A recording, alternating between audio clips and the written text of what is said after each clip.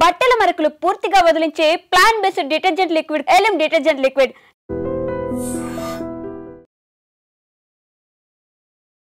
అమ్మా ఎప్పుడు మాట్లాడేది స్వేచ్ఛ?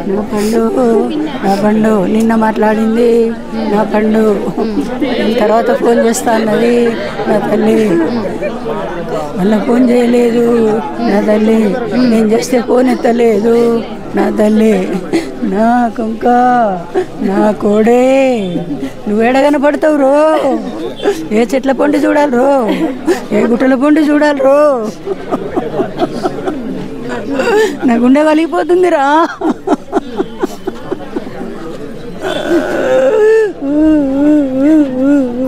అమ్మ ఏమన్నా బాధ ఉన్నట్టు కానీ నాకు కష్టం అవుతుంది అని కానీ ఏమన్నా చెప్పిందా? అలాంటివి నాకు ఏం చెప్పలేదండి. రోజు జాబ్ పోతుందా? రోజు పోతుంది. ఆ రోజు కూడా పోయిందా? నేను ఫోన్ చేసినప్పుడు ఆఫీస్లో వచ్చిన తర్వాత ఫోన్ చేస్తే అక్క అన్నాను. సరే అన్న. నైట్ అయింది, నేను చేస్తే ఎత్తలేదు. ఎత్తకుంటే అలిగింది అనుకున్నా నేను. ఎప్పుడైనా అట్లా చేస్తుంది అప్పుడప్పుడు అని అట్లా అనుకున్నా కానీ ఇట్లా చేస్తుంది అనుకోలేదు.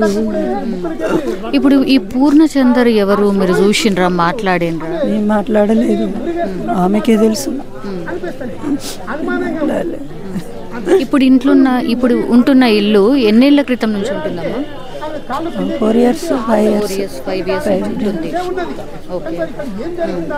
ఎవరు ఉంటుండే మరి తనతోని? పాప ఒక్కతే? పాప ఉంది. తను పాప ఫ్రెండ్స్. అప్పుడప్పుడు మేము వస్తాం, అప్పుడప్పుడు వాళ్ళ అమ్మ నాన్న వస్తుంటారు. మీరు ఏడుంటారమ్మా? మేము నల్గొండ డిస్ట్రిక్ట్ నకరకల్లండి. మా దగ్గరనే పెరిగింది చిన్నప్పటి నుంచి. 4 నెలల పాప. వాళ్ళ ఉద్యమంలోకి వెళ్ళిపోతే మా దగ్గర ఇచ్చిపోయేది. మేమే పెంచినాం, మేమే ఇంత దాన్ని చేసినాం. మా పేరు నిలుపుకోలేదు, మా పేరు నిలిపకపోయి. చాలా ధైర్యంగానే ఉంటుంది కదా? ఉంటుంది అమ్మాయి. ఆమె అట్లా చేసే మనిషి కాదు. మరి ఎట్లా జరిగిందో ఏమో తెలియదు. ఆమె అట్లా చేసుకోదు, అటుకే చేసుకోదు. స్వేచ్ఛని లాస్ట్లో మీరు ఎప్పుడు చూసారు, ఎప్పుడు మాట్లాడారు? స్వేచ్ఛ నాకు 26 నాడు మధ్యాహ్నం నాకు ఫోన్ చేసింది. నాన్న పూర్ణచంద్ర నేను విడిపోతున్నాము, నువ్వు వెంటనే వచ్చి మాట్లాడాలి నాన్న అని నాకు మధ్యాహ్నం ఫోన్ చేసింది. 26 నాడు మధ్యాహ్నం. నేను మీటింగ్లో ఉండింటి.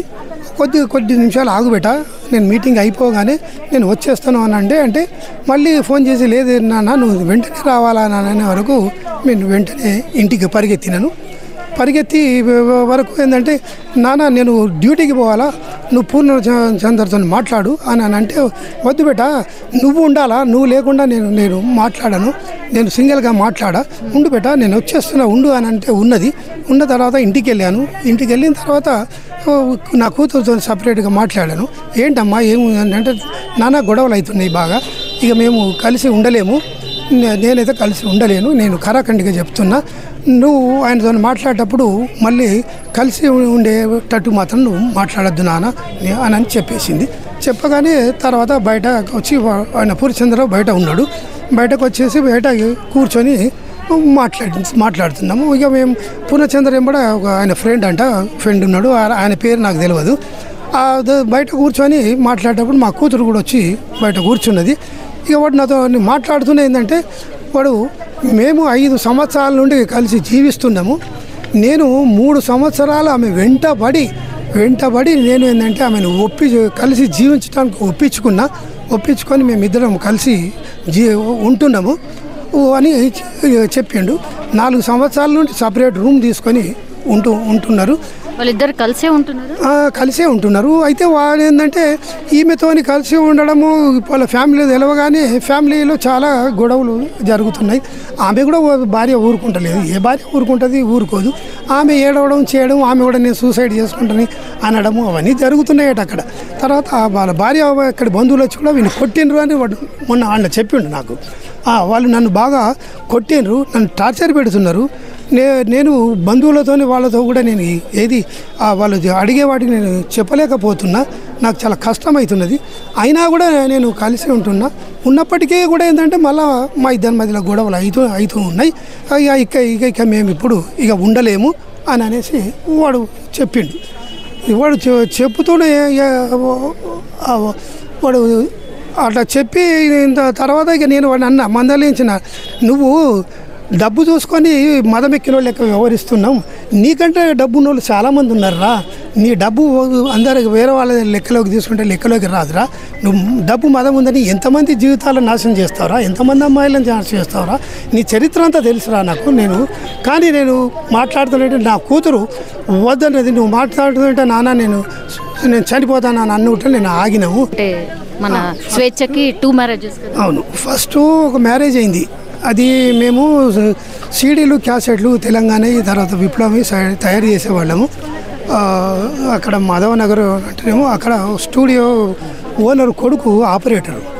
ఇక్కడ వీళ్ళు పోయినప్పుడు ఆయన ఇంటర్మీడియట్ చదివి ఉండి ఈమె డిగ్రీ చేస్తుంది. అప్పటికి సెకండ్ ఇయర్లో ఏమో ఉన్నది. ఆయన ఇష్టపడితే మేము చెప్పినాము, బిడ్డ నీకు తగడు, నువ్వు జర్నలిజం చేస్తున్నావు, నువ్వు పబ్లిక్లోకి పోయేటోడు. ఆయన ఉదయం నుండి సాయంత్రం దాకా స్టూడియోలో ఉంటాడు. అట్లా ఉండేటోనికి కుదరదమ్మా. నువ్వు ఒకవేళ చేసుకుంటా అంటావా, నువ్వు పీజీ కంప్లీట్ అయినాక నీ కాలమే నువ్వు నిలబడ్డ తర్వాత చేసుకోవాలి బిడ్డ, ఇప్పుడు తగదు అని చెప్పితే వినకుండా ఇంటికి వెళ్ళి పారిపోయి అని చేసుకున్న తర్వాత ఒక 15-20 రోజులు వెతికి ఇక నేనైతే అడ్డం పడిపోయినాను. ఇక తర్వాత అడ్రస్ తెలిస్తే నేనే రప్పించేసాను. వాళ్ళు సపరేట్గా రూమ్ తీసుకొని ఉండరు. మళ్ళీ వాళ్ళ పిల్లల తండ్రిగా నేను వాడిని చంపేస్తానని మాట్లాడిండంట. అయితే అక్కడ స్టూడియోలో ఆపరేటర్ వాడు లేకుండా స్టూడియో నడవదు. స్టూడియో మూతపడితే మళ్ళీ తండ్రి వాడు నా ఇంటికి రావద్దు కానీ స్టూడియోకి వస్తే నేను వాడికి జీతం ఇస్తా అని అంటే, మరి పోవన్నా మామయ్య అని అంటే పో అని చెప్పినాం. ఎందుకంటే రిలేషన్ అవుతుంది, పెరుగుతుంది, పో అని అంటే అట్లా కొంతకాలం పోయిండు. వాడు స్టూడియోకి పోతుండే, మా కూతురు ఏమో ఇది కాలేజీకి పోతుండే.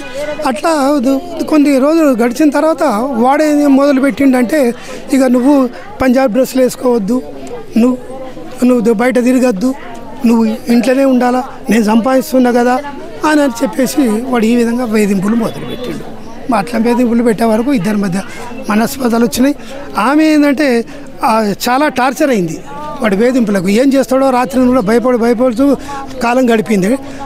మాతో చెప్పలేదు, ఎందుకంటే ఎదిరించిపోయింది కదా, ఏం చెప్పుకోవాలనేది మాతో చెప్పలేదు. కొన్ని రోజులకు వాడేందంటే, మామయ్య మీ బిడ్డ నాతో చక్కగా ఉండలేదు అని చెప్పితే అప్పుడు ఏం జరిగింది అంటే ఆమె అనుభవించిన నరకం అంతా కూడా చెప్పేసింది. చెప్పడంతో ఇక ఉండే లాభం లేదు, విడాకులు తీసుకుంటానంటే తీసేసుకొని చట్టబద్ధంగా విడాకులు తీసుకున్నాం. అయిన తర్వాత మళ్ళా ఇది వనితా ఛానల్లో పనిచేసింది. అదే ఛానల్లో క్రాంతి కిరణ్ అంటే ఆయన అందులోనే పనిచేసిండు. అక్కడ వాళ్ళిద్దరికి మళ్ళీ ఇష్టపడేది ఏంటంటే, మళ్ళీ మేము మీ అమ్మ నాయనలు అడుగుతాము అని చెప్పేసి వాళ్ళ అమ్మ నాయనలు అడుగుతాం. వాళ్ళు కూడా ఒప్పుకున్నారు. వాళ్ళది మహబూబాబాద్. ఒప్పుకున్న తర్వాత సింపుల్గా మహబూబాబాద్లోనే మ్యారేజ్ అయింది. మ్యారేజ్ అయిన తర్వాత సపరేట్గా రూమ్ తీసుకొని ఉన్నారు. ఓ పాప పుట్టింది. పుట్టిన తర్వాత ఇక మళ్ళీ వాళ్ళకు చిన్న గొడవలు. ఇక ఆయన కొంచెం షార్ట్ టెంపర్ మనిషి. ఒకసారి 2 సార్లు కొడితే చెవులకెళ్ళి రక్తం వచ్చింది. ఆడుకున్నాడు. వాడి మూలంగానే మా కూతురు చచ్చింది. వాడిని ఖచ్చితంగా ఏంటంటే ఇది ఇన్వెస్టిగేషన్ చేసి చట్టబద్ధంగా శిక్షించాలనే డిమాండ్తోనే మేము. స్వేచ్ఛ ఫోన్లో ఏముండొచ్చు సార్?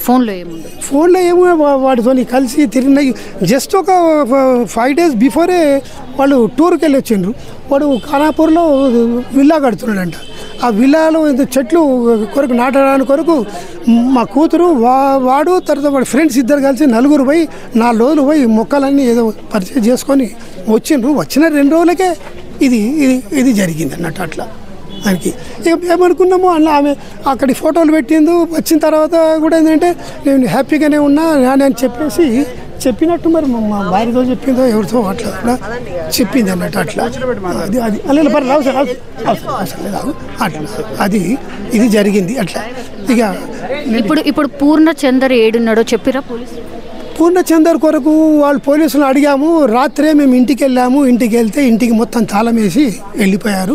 వాడు ఇప్పుడు ఎక్కడ ఉండో తెలియదు. ఖచ్చితంగా వెతికి పట్టుకుంటాము అని ఉదయం మాకు చెప్పారు. వాళ్ళు ఎక్కడ ఉంటారు సార్ పూర్ణచంద్ర? వాడు ఎక్కడికి వెళ్ళి ఇప్పుడు తల దాచుకున్నాడో తెలియదు. వాడు అసలు ఉండడం ఎక్కడ ఉంటాడు? ఇక్కడ వాడు ఉండడం ఇక్కడ ఉప్పల్లో ఉంటాడు. ఉప్పల్లో సొంత ఇల్లు ఉన్నది. భార్య, పిల్లలు, తల్లి ఇక్కడ ఉప్పల్లోనే ఉంటారంటారు. తండ్రి వేరే దగ్గరే ఉద్యోగం చేస్తాడు.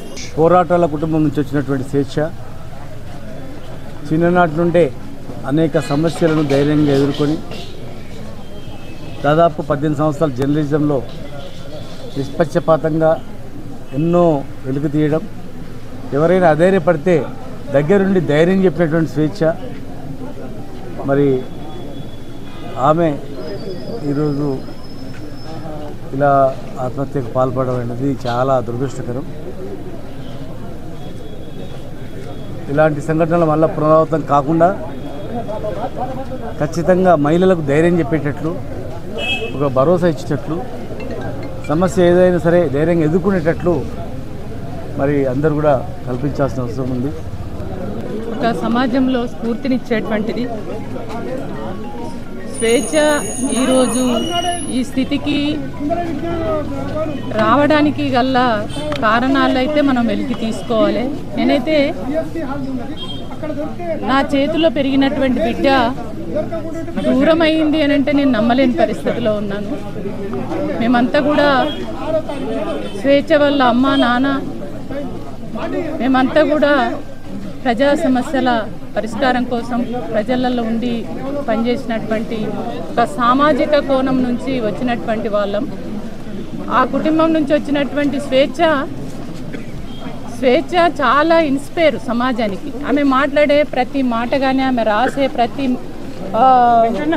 రాత కానీ ప్రతిదీ కూడా సమాజానికి, అదేవిధంగా మహిళల్ని ఇన్స్పైర్ చేసేటువంటిది, మహిళల్ని ప్రభావితం చేసేదిగా ఉంటుంది. అట్లాంటి స్వేచ్ఛ ఈ మధ్యలో ఈ రకంగా చనిపోవడానికి అంటే ఎన్నో బలమైనటువంటి కారణాలు ఉంటే తప్ప ఆ స్థితికి పోదు. ఎందుకంటే చాలామంది మహిళలకు ధైర్యాన్ని ఇచ్చేటువంటి అమ్మాయి మేము ఊహించలేకపోతున్నాం. కాబట్టి ఈమె చావుకు కారణమైనటువంటి కారణాలు ఏవైనా అవి వెలికి తీసి భవిష్యత్తులో ఇట్లాంటి సంఘటనలు జరగకుండా ఖచ్చితంగా చర్యలు తీసుకోవాలి, విచారణ జరపాలని చెప్పేసి నేను కోరుతున్నాను. మరణం వెనుక ఏదో జరిగిందని తప్పకుండా ఆ మరణం వెనుక ఏముందో శోధించాలి, తీయాలి. తప్పకుండా దీని మీద విచారణ జరిగి భవిష్యత్తులో స్వేచ్ఛలాగా ఎవరు కూడా ఇటువంటి మరణాలకు తావు లేకుండా చూడాలని మేము విజ్ఞప్తి చేస్తా ఉన్నాం. స్వేచ్ఛ ఒక విప్లవ నేపథ్యం కలిగినటువంటి కుటుంబం నుంచి వచ్చినటువంటి అమ్మాయి చిన్నప్పటి నుంచి కూడా తన బాల్యం అంతా నకిరేకల్లో మా మధ్యనే జరిగింది. మేము రెగ్యులర్గా కలిసేవాళ్ళం. ఆ తర్వాత పై చదువులకు హైదరాబాద్కి వచ్చిన తర్వాత, ఆ చదువుల తర్వాత టీవీలో యాంకర్గానో, న్యూస్ రీడర్గా, ఆ తర్వాత రైటర్గా, అట్లా తన ప్రస్థానం అంతా కొనసాగింది. తను వాస్తవంగా చాలా ధైర్యవంతురాలు. స్వేచ్ఛ మరణం నిజంగా ఇప్పటికీ కూడా మాకెవరికి మింగుడు పడడం లేదు. ఈరోజు ఒక్క మాటలో చెప్పాలంటే అమ్మాయిల యొక్క బలవన్మరణాలన్నీ కూడా ఆత్మహత్యలు అనేకంటే హత్యలుగానే మనం చూడాల్సినటువంటి అవసరం ఉన్నది. ఇవాళ స్వేచ్ఛ ఇట్లా కావడానికి గల కారణాలు ఏ ఉన్నప్పటికీ కూడా వాటిని వెలికి తీయాల్సినటువంటి అవసరం ఉన్నది. ఆ పూర్ణచందర్ అనేటువంటి వ్యక్తికి కఠినమైనటువంటి శిక్ష కూడా పడాల్సినటువంటి అవసరం ఉన్నది. అట్లనే మరొక స్వేచ్ఛలాగా మరొక చావు అనేటువంటిది కనబడకుండా ఉండే విధంగా ఒక సామాజిక బాధ్యతగా ప్రతి ఒక్కరు కూడా ఆలోచించాల్సినటువంటి అవసరం ఉంది. ఈ సమాజంలో నెలకొన్నటువంటి ఈ పరిస్థితుల మూలంగా స్వేచ్ఛ మీద కూడా ప్రభావితమైనటువంటి పరిస్థితులు కూడా ఉన్నాయి. వాస్తవానికి స్వేచ్ఛ పిరికిది కాదు, ఆత్మహత్య చేసుకునేంత పిరికిదైతే కాదు. అందుకనే మాకందరికీ కూడా ఏ ఒక్కరికి ఒక్క మాట, మాకెవరికి ఒక్క మాట చెప్పుకున్నా దానికి సంబంధించినటువంటి అంశంలో ఎవరమైనా సరే చావకుండా ఆపగలిగేటువంటి అవకాశం ఉండేదేమో అనేటువంటిది మాకందరికీ అనిపిస్తున్నటువంటిది. ఎందుకంటే మా చేతుల మీద పెరిగినటువంటి అమ్మాయి ఇవాళ విగత జీవిగా సరే సహజ మరణం అనేటువంటిది ఎవరికైనా సహజమే, కానీ ఇది ఒక బలవన్మరణం. ఇది ఇట్లాంటి మరణాలు మరొక అమ్మాయికి రాకుండా ఉండాల్సినటువంటి అవసరం ఉంటుంది. ఆ రకంగా ప్రభుత్వం కూడా చర్యలు తీసుకోవాల్సినటువంటి అవసరం ఉంటుందని మేము కోరుతాము. మా అమ్మాయి స్వేచ్ఛ మామూలుగా మహిళలంటే అణిగి ఉండాలి, జీ హుజూర్ అని ఉండాలి అనేటటువంటి ఆలోచన లేదా మీకు? ఏదైనా సవాల్ చేసేటటువంటి ఒక ఆలోచనతోనే ఉండేది. ఎవరి దగ్గరైనా కానీ ఒక పులి పిల్లలాగా మాట్లాడేది, ఒక సింహం లాగా దూసుకుపోయేది ఆమె. అట్లాంటి ఆమెను పూర్ణచందర్ బాదావత్ అనేటటువంటి ఒక కల్చరల్ ప్రోగ్రామ్స్ చేసేటటువంటి టీ న్యూస్లా సంతోష్ ఎంపీ సంతోష్ కుమార్కి ఒక పిఏగా నేను ఉంటున్నా. గ్రీన్ ఇండియా ఛాలెంజ్ కోటీశ్వరుణ్ణి, నీకెన్ని కావాలంటే అన్ని చేసేస్తా, నీకు విల్లాలు కట్టిస్తా, నేను మినిస్టర్ని అవుతా అని చెప్పేసి రాజకీయ పార్టీ ప్రోద్బలంతోని ఒక డబ్బు మదముతోని నా బిడ్డను ట్రాప్ లో పెట్టేసి నా బిడ్డకు అలాంటి హత్య చేసిండు పూర్ణచందర్ బాదావత్. ఆయనను కఠినంగా శిక్షించాలి అని చెప్పేసి నేను కోరుకుంటున్నాను. ఇంకా ఏ మహిళలను, చాలా మంది మహిళల్ని ఆయన చాలా మంది ట్రాప్ లో పెట్టి ఆయన చాలా మంది జీవితాలను నాశనం చేసిండు. కాబట్టి ఏ రాజకీయ ప్రోద్బలం ఉన్నా సరే మొత్తం జర్నలిస్టులంతా కూడా మీకు ఒక జర్నలిస్టు సింహమే అందరికీ క్లాసులు చెప్పేది, మహిళా జర్నలిస్టులకు మీటింగులు పెట్టి క్లాసులు చెప్పేది, వాళ్ళు పరిష్కారం చెప్పేది. ఆమె ఎన్నెన్ని పుస్తకాలు చదివింది, నేను కూడా చదవలేదు అన్ని పుస్తకాలు. ఆమె అమ్మ నువ్వు ఎందుకు భయపడతావు, నేను అన్ని నేను చూసుకుంటా కదా అని చెప్పేసి నాకే ధైర్యం చెప్పినటువంటి ఆ అమ్మాయిని ట్రాప్ చేసి ఆమె జీవితాన్ని ముగించేలా వాడు చేసిండు. వాడే హంతకుడు, వాడు హంతకుడు అని చెప్పేసి ఇవన్నీ కేసు పెట్టి ఇవన్నీ శిక్షించాలి, వాడిని జైలుకు పంపాలి. ఇంకా వానికి మద్దతు ఇచ్చినటువంటి ఎవరైనా ఉన్నా సరే వాళ్ళందరినీ కూడా శిక్షించాలని చెప్పేసి, అలాంటి వాళ్ళ పట్లన అందరూ మహిళలందరూ కూడా అప్రమత్తంగా ఉండాలి, మెలకువతోని ఉండాలి. ఎంత ధైర్యం ఉన్నా సరే వాళ్ళను కూడా ట్రాప్ లో పెట్టేటటువంటి తెలియపరులు, మోసగారులు ఈ పితృస్వామిక సమాజంలో ఉన్నారు. కాబట్టి అందరు కూడా అలర్ట్గా ఉండాలి, మెలకువగా ఉండాలి. ఆమె ఎప్పుడు కూడా ఎవరికి తల వంచలేదు ఆమె. కాబట్టి ఆమె అంటే చాలా మందికి కోపం ఉంటుంది, అమ్మో ఆమె అంటే ఇట్లా మాట్లాడేస్తుంది అని చెప్పేసి. అందుకోసమే ఎవరైనా సరే మాట్లాడే దాంట్లో మనము ముందుకు పోవాలి. నిజంగా ప్రస్తుతం ఉన్నటువంటి సమాజం దేనికి ప్రయారిటీ ఇస్తుంది? ఆర్థిక సంబంధాల చుట్టూ మాత్రమే తిరుగుతుంది. మళ్ళీ ఎన్నికలంగానే చాలా విరక్తి కలుగుతాం. మంచి అనిపిస్తుంది కదా, లేడీస్ కూడా ఛాలెంజింగ్ జాబ్స్ చేసినప్పుడు చాలా బాగుంటది. ట్రాఫిక్ అసిస్టెంట్స్ గా నియమించిన ట్రాన్స్జెండర్స్ అందరితో సాల్యూట్ చేయించుకుంటున్నారు. ఫుడ్ డెలివరీ ఇవ్వటానికి వెళ్ళినటువంటి డెలివరీ బాయ్ అనిల్ పై కళ్ళ ముందు